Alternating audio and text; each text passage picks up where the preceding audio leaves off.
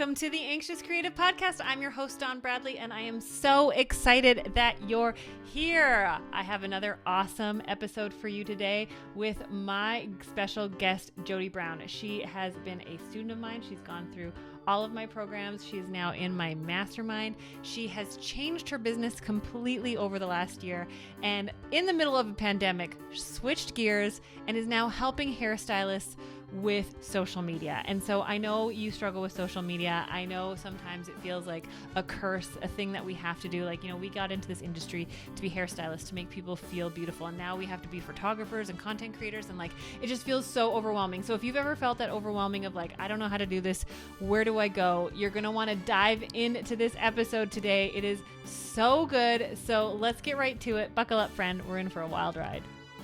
I overthink, I overshare, and I overanalyze. So come explore with me as I chat about business, life, and relationships, all through the lens of an anxious creative.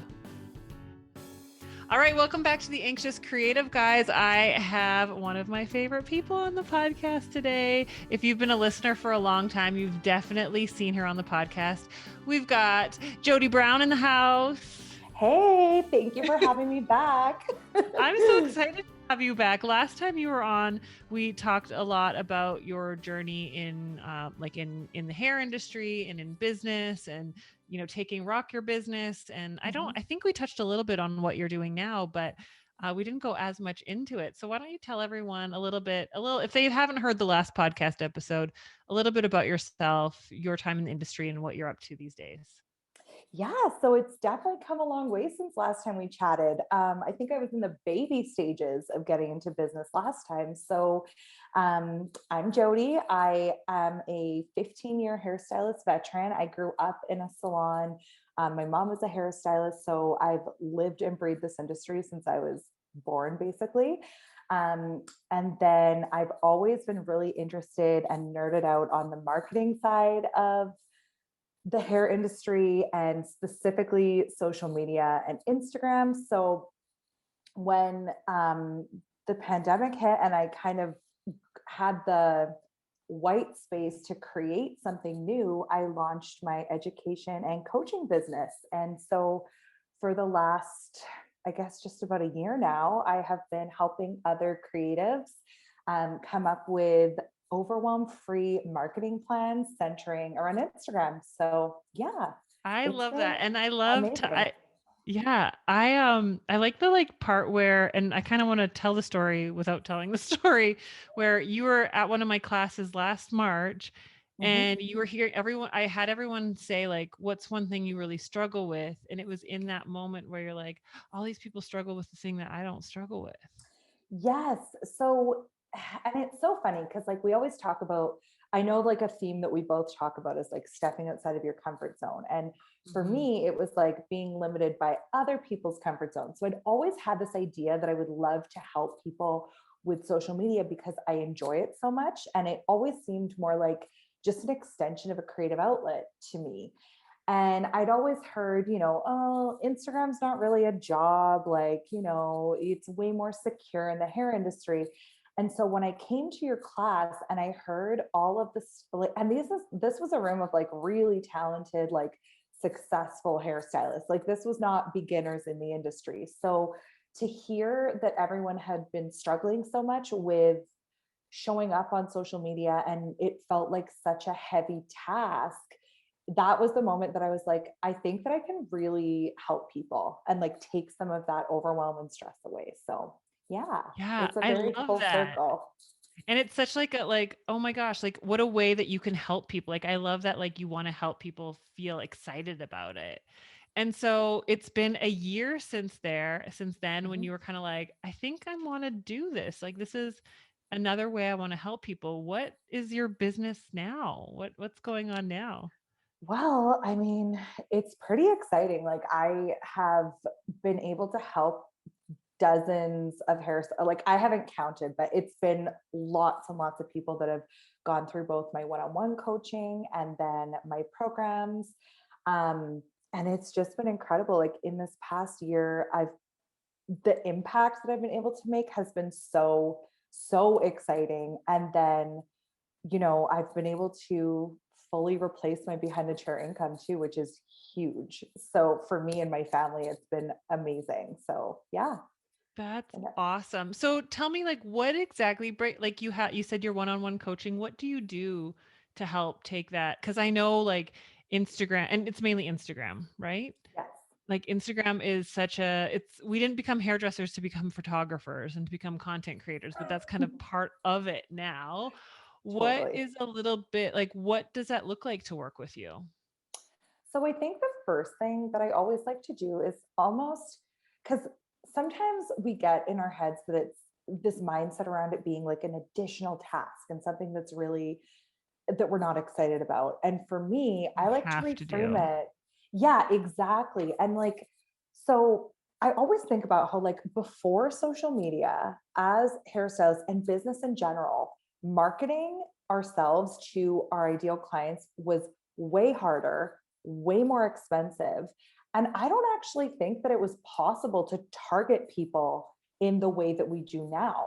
Like when I first got into the industry, the idea of being like saying, I only want to do balayage and hand tied extensions, or I only want to do, global blonding or vivids or whatever, like you would be laughed out of most salons 15 years ago if you thought that that was, Yeah. something you could do. Whereas now, because we can be so specific with our ideal clients, it's an opportunity to build like your dream business. You basically can go into the salon every single day and do the exact kind of clients that you want to do, and you have control of that. And so, yes, it's a little bit of time, but I think the first thing for me is always just like working through that mindset. It doesn't have to be hard, and it doesn't have to be something that feels like heavy and not fun, because we're all creative people. So if we can make it creative and enjoyable, then it becomes something that we get to do versus something that we have to do. So that's And kind of where. yeah, I love that. Have you experienced this in your own business? Maybe not with social media, but like a mindset shift of like, I have to versus I get to? Why, yes, I have done. So this is funny because I know we've talked about this before, but there have definitely been times. I'm such a creative and I'm just like the consummate visionary. So anything that feels too systemized or too restricting has always been something I've really, really resisted. And to be honest, I mean, I've had a lot of success in the past year, but if I would have leaned into those systems and those processes sooner, I could have grown way faster. Because I think that as creatives, like having a framework to follow, even things Mhm. like, analytics in our business, scheduling our days, like all of these kinds of things, I used to think of it as like stifling. And now I think of it as something that gives me a lot more freedom because I know what's going on. So I'm able to kind of make better choices and spend my time better. And it allows me to be more creative. So that's something I definitely struggled with in the beginning. I remember hearing, I don't know where I heard it, and I wish I could give credit to whoever I heard it from or read it from, but it was basically saying, like, by having a routine, you allow yourself to have more space to be spontaneous. And I love being spontaneous. And I Mhm. remember being like, I don't do routine because I'm spontaneous. And then when I read, like, Totally. by having a routine, you actually create more time to be spontaneous, I was like, crap. Right? Um, and I just think of like how many people, and I don't want to teach against anything you teach, but how many people like sit and stress about posting on Instagram every day for like 90 minutes. They're scrolling, they're going, oh, that hair picture is better than my hair picture. I shouldn't post mine now. Like, Totally. how much time do you think it should take somebody to schedule out a week or a month's worth of content? Yeah, so I'm a big proponent of scheduling. So I think that in the beginning, even if it takes your like longer in the beginning, I think like a couple hours every 2 weeks is sufficient. And then the more, like the way that I teach content creation, you're not reinventing the wheel every month or every 2 weeks or whatever. So once you have those like key topics and your core content framework, you can just start like you'll read your list or depending on how creative you like to be, and it can spark an idea, so it allows you to create a lot quicker. Because I think half of what takes so much time is we sit down and we're like, okay, what am I writing about? Like, what am I? And then you get sucked into the scrolling. Whereas I like to schedule in a completely different program. So you're not even in Instagram when you're creating. And then all of your stuff is ready to go. And you can just actually enjoy your time on Instagram. Like you can engage with those potential ideal clients, which is going to get your business growing a lot faster. And you can, scroll and detach from the outcome of each post when it's part of a bigger plan. Because I think that's like that. that's what Like when sets I people think of off. like, I posted this morning and I think I have less than 10 likes and like trying to be like, well, that was a fun experiment, right? Like Totally. maybe like, oh yeah, 13 likes and being like, well, instead of stressing out or like passed on would have been like, I'm going to delete that post. Mm-hmm. I'm going to not, and that's like, well, I just tried something different and Totally. that's okay. But like I did something else the other day and it exploded. So that's good. And not, I think there's so, I don't know, I'm curious what you think, but I think we put so much of our self-worth connected to it when it doesn't need to be. We need to separate ourselves Yes. from it a little bit. You are not your Instagram likes. You are not your Instagram follower count. Like it is so important that people realize this is a tool. This is not an indicator of your value as a stylist or a person or any of those things. This is a marketing tool that can help you build your business. So, and you know what? With posts, like I've had posts that will not do well. And there's so many things that can happen. Like Yeah. and so like I've posted something and I'm like, you know what? I actually think that was really good content. So it didn't do well, but let me tweak it a little bit and post it again. And so I even go as far as to experiment that way. Like if something doesn't do as well as I think that it should, and I'm like, this would be valuable to my audience, I'll just post it again. And half the time it does way, way better. So there's so many factors. Like we shouldn't beat ourselves up for the engagement rate of one post. So would you tell people like instead of thinking, "Oh, that tanked and I should never do that again," just going, "Okay, try it again and see what happens and collect the data." Yeah, exactly. Because like there's so many different things, right? Maybe the first sentence wasn't good, so nobody even read your bomb post. You know what I mean? I Yeah. think the thing I hear so often is people are like, I need help with call to actions because people aren't engaging. And half the time it's not your call to action. Half the time it's more like, yeah, it just didn't catch the eye, right? So once you understand the plan, it becomes a lot less intimidating, I think, once you kind of understand more what can happen. And I love that because like also like you have to allow things, you need to allow time for your followers to start recognizing your stuff. So if all of a sudden you start Yeah. like for my post this morning, I posted something different that was about my podcast, which is Mhm. very different than anything I normally post. And Mhm. so once again, I don't know what Instagram does, but my take on it is my following's like not used to seeing that from me. So it might Yeah. not even registered in their brain that it was from me. It's not like, and so you have to create a routine so people start to recognize, okay, this is Dawn or this is Jodie. Yeah. But if you think that by like you've never posted a balayage how-to video and you post one today and it doesn't explode and you think, oh, I probably shouldn't do it, that was crap. Like you Mhm. have to give things time, right? So you suggest Totally. trying things out at least 30 days, right? Yeah, absolutely. Like what I like to do is I make a plan. And if you've had a lot of success with content, then or not a lot of success. If you have a long history of posting content and some of it's doing well, some isn't, then before I even do anything, I like to take a look at analytics and see what's already doing well with your audience and then kind of create a plan there and then stick to it because then at the end of that 30 days, 60 days, however long you give it, you'll have data and you'll see what your audience enjoys. Yeah. And like, That's like, so, oh, sorry. oh, like for the post like that too, like just to weigh in a little bit on that, like you might have, like once you dive deeper, you might notice that people are actually clicking through your profile to go check out your podcast. People don't Yeah. always do It's all not the always the things. likes. Exactly. So there's a lot of different metrics when it comes to checking Mhm. out your engagement. Yeah, absolutely. And I love that because yeah, I'm so glad that you brought that because some of my like when you go through everything, it's like, well, what are you asking them to do? Are you asking them to like it? Are you asking them to comment? Are you asking them to go listen and to the podcast? Exactly. I love, so I sat down with you last week and we kind of hashed out a plan that didn't make me feel tied down, but gave me structure that actually created more freedom and got me super excited. And I had huge success from one post last week that resulted in new students in my programs. And now I know people that are listening are more behind the chair, but like if one post can result in 4 new clients, how amazing. And all it was a screenshot of a DM someone had sent me. And so showing how powerful that can be. But also when we went through things, my best performing stuff are quotes and reels. And Yeah. so why would I try to do anything else other than, maybe sprinkle in a few other things? But Mhm. I know for a fact, I know I'm not the only one that's like this, is like, yeah, it's been fun doing reels, but I'm kind of bored because I'm like a creative and I want to do something new. So how do you help people when it's like, this is working for you?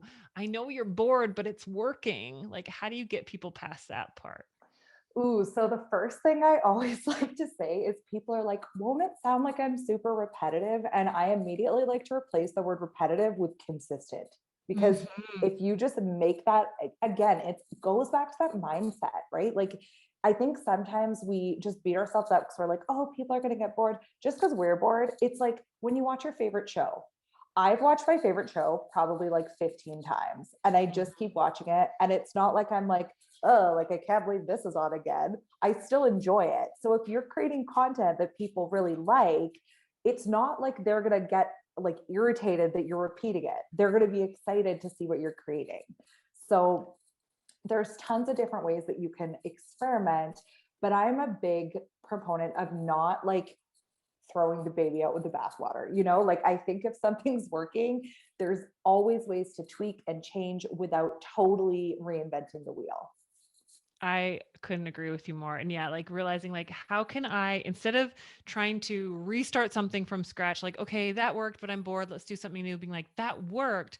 It's helping my business grow, which helps me help people, like make people feel more beautiful in my chair. Like if it's getting more Mhm. clients in, why don't I just think of other creative ways that I can rephrase this or redo this, instead of going like, I know for me, like 5 years ago, being like, that's cool what that person did, I want to do that, instead of going, well, that works for them, but it doesn't necessarily work for me. And so, Totally. how often, I know, like, because I don't want people to sit here and think, like, okay, so I need to plan my stuff and I need to know the data. Like, it can be so simple as coming up with a strategy for each and every week that creates Mhm. freedom, but keeps you in line. How often do you think people should review the data and the analytics to see what's working and what's not? So I think that if overall, like I am not one to say like spend a whole ton of time. If you feel like something is working quite well, you're getting results from your social media, you're getting new clients or whatever it is that you're wanting to Hmm. achieve, if you're hitting those goals, I'd say every 90 days. Every 90 days would be good if you feel like things are going well. If you are feeling like, oh, like something's not working, something's not jiving here, then I would assess it a little sooner. But I'd say give it 30 days at least from when you come up with a plan. Because, like you said, it's getting your audience used to things. And also, like if you're growing an account, you got to give people a chance to start getting to see your stuff, right? Hmm. Um, and engaging is huge for that too. Like the days of being able to post and ghost are kind of like I it's like that, kind post and of ghost. over. Yeah. I just thought of that this morning actually. And I was like, oh, I can't wait till I can say this. I love it. um, but yeah, so I think like if you're, especially when we're talking about, small businesses that are trying to grow locally, like if you're a salon or if you're like a coach and you're wanting to kind of get and you have a smaller audience, you're going to want to focus more on the engagement part too. And that also doesn't have to take very long. So you'll get a better result from it if you just put in, like 15 minutes every 3 days kind of thing. Yeah. So, Jody, if someone's sitting here being like, "That's cool, but I just don't want to do it all," Mhm. what's the answer? Are you the answer? Like as far as like outsourcing. Or like, I just need it simpler. Like, yeah, how do I come up with a strategy? How do I do Right. all this? Like, this seems like I feel clueless. I'm just thinking, I So know there's somebody listening right now that's like, this sounds great, but how do I even start? totally. So, there's a couple different options depending on where you're at in your business. For someone who is just kind of starting with their social media strategy, I could not recommend more going through my group coaching program, Beauty Brand Bootcamp, because Mhm. it is so foundational. It helps you define all of the things that you need to market your business on Instagram and beyond, but it makes it really, really easy. If you're a little Mm. further in and you want to tweak, then my like a one-on-one strategy session is really, really helpful.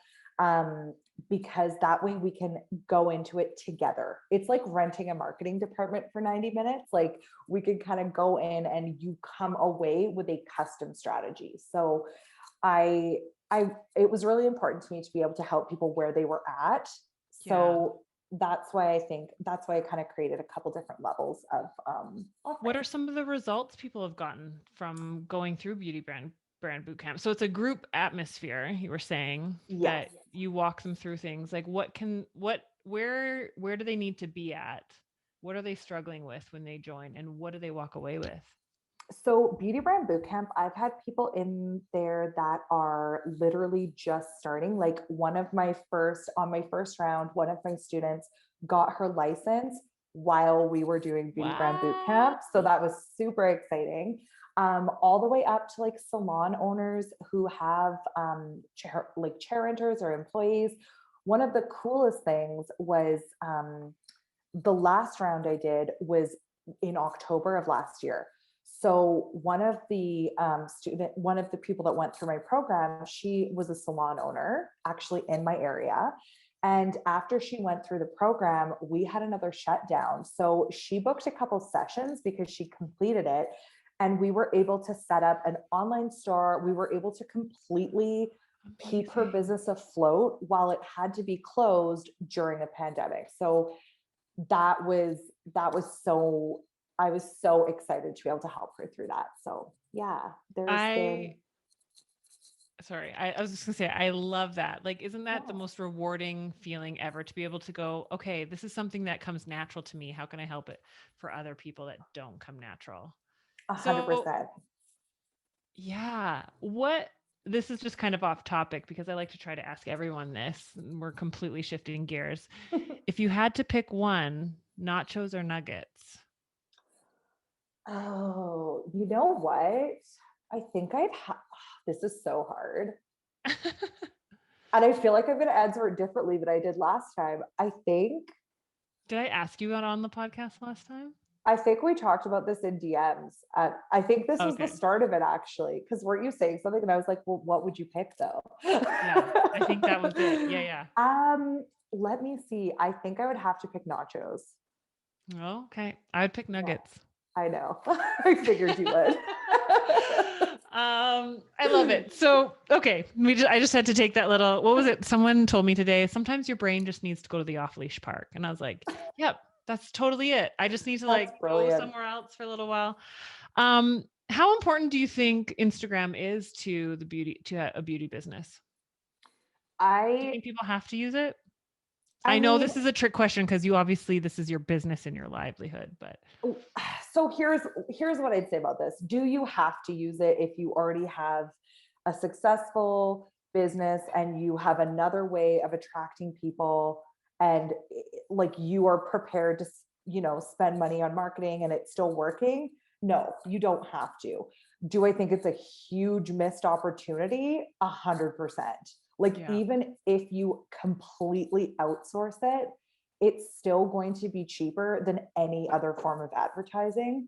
So, like, unless you're at a point where you absolutely don't want to be, getting new clients, then I think, and there's exceptions, like, I think it's more effective depending on your location, all of the things. But yeah, I think it's a missed opportunity because it really is not, once you learn it, it's not that overwhelming. But Mhm. um, I'm not the kind of person who'd ever say you have to do something. Yeah. But And I if you think have the wrong, it's a good I always say, idea. like, if you don't think it's going to work, it's not going to. 100%. That's so true. Yeah. Like if you So want to, and I say this with my program Rock Your Business, like if you come in with the thought, I'm going to show her that it doesn't work, then 100% it won't work. Because if you don't so true. trust that it'll work, like you won't come in with the right attitude. And so I think like when I first moved to Calgary, that was in 2013, 2014, 2013. I don't know, one of those years. I can't remember anymore. I got fully booked months in advance in under 12 weeks using Instagram, using tactics that I had used before Instagram existed, Yep. applying them to Instagram. And it was the best thing I ever did. And knowing what I like is that, like, okay, there's things that we can do on Instagram that help us utilize the platform better. But the marketing tactics really, really stay the same on and off the platform.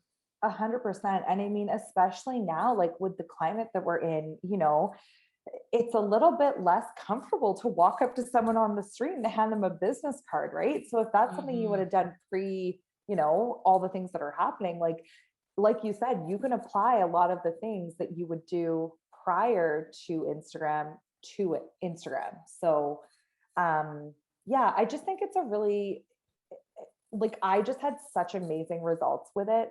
And same thing, like so I came to a new city after a maternity leave. I was in sales before that. So I had 0 clients and I was at a brand new salon, and I was able to go independent with my complete dream clients within 18 months. Like, amazing. Yeah. And I could have probably done it sooner. So if you put the time in, and also like I had, I don't know, under 1,000 followers when I went independent. Yeah, it's not So about followers. no, it's really not. And all of my coaching clients, because I always say it's not about followers, they always are like, okay, I know it's not all about followers, but since I worked with you, I've doubled mine. So if you concentrate on all the right stuff, all of those fun vanity metrics, those are going to come anyway. So yeah. And it's like we say that followers don't matter, but we still want them. totally. Yeah. It's true. Yeah, it's true. It's like no one's going to admit that they wouldn't want more, right? Like No, it's like it's exactly. like this weird, I think someone told me that the chemical that's released in our brain when we see likes and follows is the same that's released when someone has a cocaine habit. It's like the same serotonin or whatever. So we're addicted to the likes and the follows.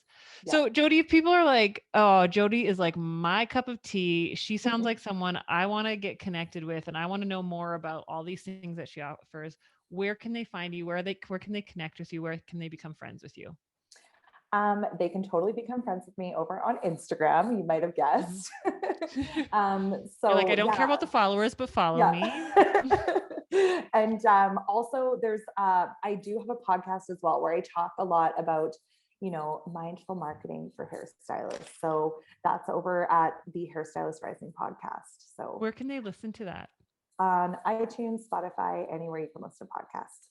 I love it. Well, Jodie, thank you so much for coming on the podcast. I love like the full circle that we've come in our friendship, and seeing your business just explode over this last year, and the people that you've been able to help, the lives you've been able to change is really, really exciting. So I'm so thrilled to be alongside you during this journey. And thank you so much for coming on the podcast. Thank you so much for having me. And everyone, like, I honestly, if you're going to do one thing in your business, get an amazing coach, because without Dawn, like, who knows where I would be. It's been so amazing working with you.